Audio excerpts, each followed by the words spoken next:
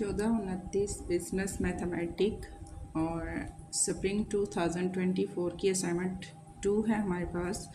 इसका question number 4 का B part है। Give the demand function Q is equal to F और bracket के अंदर है P की 1 एंड P की 2 is equal to 36,000 minus 0.1 P की जो पावर है 2 और 1 इज इक्वल और फिर माइनस 0.5 और P की पावर 2 एंड 2।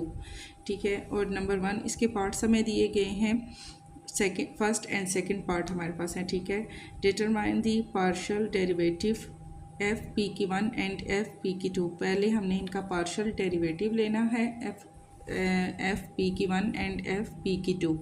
पार्शियल डेरिवेटिव हम किस तरीके से लेंगे, हम लिखेंगे एफ पी की 1 इज इक्वल टू, हम यहाँ पर साइन देंगे और ओवर में फिर साइन देकर हम लिखेंगे पी की 1। अब P की 1 हमने यहाँ पे फाइंड करनी है। इक्वेशन हमें क्या दी गई है, 36,000 minus 0.1 P power 2 and 1 minus 0.5 power P की पावर 2 एंड 2। ठीक हो गया जी, इज इक्वल टू हमारे पास यहाँ आएगा माइनस 0.2 P की 1। अब माइनस 0.2 P की 1 हमारे पास कैसे आया, यहाँ हमारे पास क्या है, ये 2 है। ठीक है, अब यहाँ पर 2 ओवर 2 P की 1 है और यहाँ हमारे पास ये P की 1 है। यहाँ देखिए एफ P की 1 हम फाइंड कर रहे हैं, 2 P की 1 है और यहाँ पर है 0.1 एंड P की 1। ठीक है, इसको हमने ये वाली इक्वेशन और ये इक्वेशन दोनों हमने ये लेनी है। हम 2 इस 2 को हम मल्टीप्लाई करते हैं 0.1 से, इज इक्वल टू हमारे पास आता है 0.2। अब यहाँ बड़ी हमारे पास इक्वेशन है, इसके साथ माइनस है तो यहाँ भी हमारे पास इसके साथ आ जाएगा माइनस 0.2 और P की 1 हमारे पास आ जाएगा इसका आंसर। ठीक है जी, फिर है एफ P की 2 is equal to 2 over 2 P का स्क्वायर। इक्वेशन जो हमें दी गई है वही हमने यहाँ पर दोबारा पुट करनी है, इज इक्वल टू हमारे पास आएगा माइनस P का स्क्वायर। अब P की पावर 2 कैसे आ जाएगी, हमारे पास यहाँ पर है 2, अब हम ले रहे हैं P का 2। अब हमने बाकी सारे नंबर हमने छोड़ देने हैं, जस्ट हमारे पास जहाँ P की पावर 2 है इसको हमने लेना है 2 P की पावर 2 और यहाँ पर 0.5 P की पावर 2। ठीक है, इसको अब हम जैसे यहाँ हमने P की 1 को P की 1 से हमने मल्टीप्लाई किया, इसी तरह P की पावर 2 को P की पावर 2 से मल्टीप्लाई करेंगे तो 2 मल्टीप्लाई 0.5 करेंगे इज इक्वल टू हमारे पास आ जाएगा 1। दोनों को मल्टीप्लाई करने से हमारे पास 1 आता है। अब यहाँ पर हम 1 P की पावर 2 नहीं लिख सकते, क्यों कि ABC के जितने भी हमारे पास वर्ड होते हैं उनकी पावर ऑलरेडी हमारे पास 1 होती है, तो हम यहाँ लिखेंगे माइनस P की 2। सेकेंड इसका हमारे पास जो पार्ट है, ठीक है, इफ़ P की power P1 is equal to 20 and P की पावर 2 इज इक्वल टू 10 हो, एवल्यूट एफ P की 1 एंड एफ P की 2 एंड इंटरप्रेट देयर मीनिंग। अब हमने इनका एवल्यूट भी लेना है और हमने क्या करना है, इनके मीनिंग भी लिखने हैं। एवल्यूट P की 1 एंड P की 2 व्हेन P की 1 is equal to 20 and P की 2 इज इक्वल टू 100। अब यहाँ हमारे पास पहले हमने इनका पार्शियल डेरिवेटिव लेना था, अब हमारे पास इनकी पावर दी गई है। ठीक है, P की 1 इज इक्वल टू 20 किया गया है और P की 2 इज इक्वल टू हमारे पास हो जाएगा 10।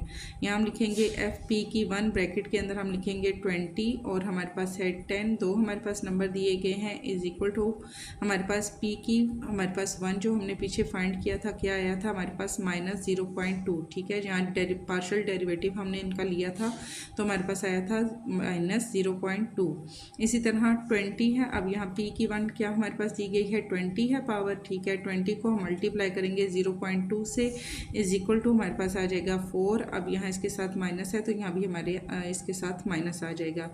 इसी तरह एफ P की 2 और यहाँ पर 20 और 10 दी गई है पावर P की 1 और P की 2 की जो पावर 10 और 20 दी गई है। P की 1 हमारे पास थी, P की 1 पावर थी तो हमारे पास 20 एंड P की 2 पावर जो हमारे पास है वो है 10। ठीक है, P की 2 और इसकी पावर हमारे पास क्या है 10, ब्रैकेट के अंदर दोनों हमने इक्वेशन पुट की है बस, बट हमारे पास जो P की 2 है इसकी पावर है 10 इज इक्वल टू इसका आंसर हमारे पास क्या आया था पार्शियल डेरिवेटिव में माइनस P की 2। अब यहाँ पर हमारे पास क्या है हम यहाँ लेंगे 10, ठीक है। हमारे पास इसकी पावर क्या है, 10 है। 10 मल्टीप्लाई माइनस पी की 2, अब हम इसको माइनस पी की 2 भी हमारे पास 1 ही के इक्वल है, ठीक है। 1 हमारे पास आया था, ठीक है। इसका आंसर 1 आया था और 1 की जगह हमने लिखा था पी की पावर 2। तो यहाँ 10 को हम अगर 1 से मल्टीप्लाई करते हैं तो हमारे पास 10 ही आएगा, और यहाँ इसके साथ माइनस है तो यहाँ भी हमारा इसके साथ माइनस लग जाएगा। इंटरप्रेशंस हम इसका जब लेंगे तो यहाँ हमने क्या करना है, इसकी मीनिंग हमने लिखने हैं। एफ पी की 120 एंड 10 इज इक्वल टू -4, ठीक है। एफ पी की 120 10 इज इक्वल टू, यहाँ हमारे पास इसका आंसर क्या था, -4। हम लिखेंगे -4। This means that if the price P की 1 increase by a small amount, इसका मतलब ये है कि अगर हमारे पास जो प्राइस है पी की 1 वो किसी स्मॉल अमाउंट के साथ इंक्रीज होती है, से $1, ठीक है। डॉलर का साइन लेके हम यहाँ पर लिखेंगे 1। द क्वांटिटी डिमांडेड क्यू की 1 विल डिक्रीज बाय यूनिट। अब क्यू की 1 जो हमारे पास जो डिमांड है, वो जो क्वांटिटी है वो हमारे पास डिक्रीज हो जाएगी यूनिट्स के साथ। सेकंड हमने इसको रिप्रेजेंट करना है तो हम लिखेंगे एफ पी की 2 20 और 10 is equal to -10। F P की 2 20 और 10, और इसकी हमारे पास क्या आया था, -p का 2, हमारे पास इसका आंसर आया था -10, ठीक है। -10 हम लिखेंगे। This means that if the price P की 2 increases by a small amount से $1, द क्वांटिटी डिमांडेड क्यू की 1 विल डिक्रीज बाय 10 यूनिट। अब हमारे पास 10 यूनिट से जो क्यू की 1 डिमांडेड है वो हमारे पास डिक्रीज होगी।